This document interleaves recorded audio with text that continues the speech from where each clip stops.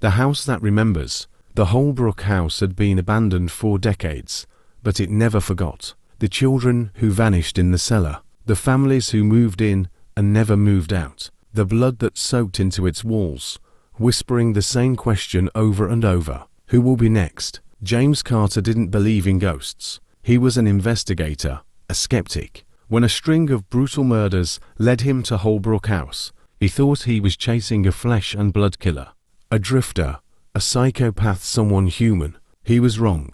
The house stood on the edge of town, shrouded in rot and dead ivy. Locals refused to go near it, speaking only in hushed tones about the ones it takes. James stepped inside. The air shifted, thick, wet, hungry. Blood still stained the floorboards fresh, though the last murder had been weeks ago. He knelt, running his fingers through it. Still warm, still moving. Then, the door slammed shut. James spun, heart hammering. Footsteps echoed upstairs. Slow, deliberate. Police, he called, gun drawn.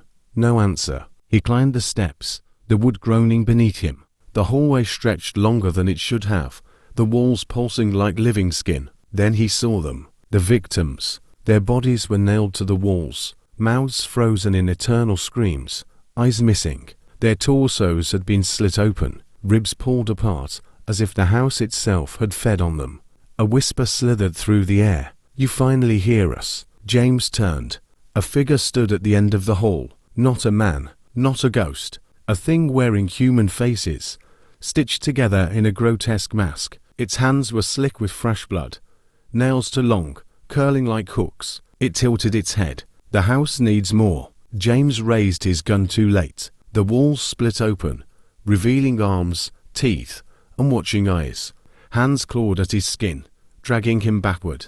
The thing stepped closer, its stolen faces smiling. James screamed as the house swallowed him whole. The next morning, Holbrook House stood silent, empty, except for a new face in the walls,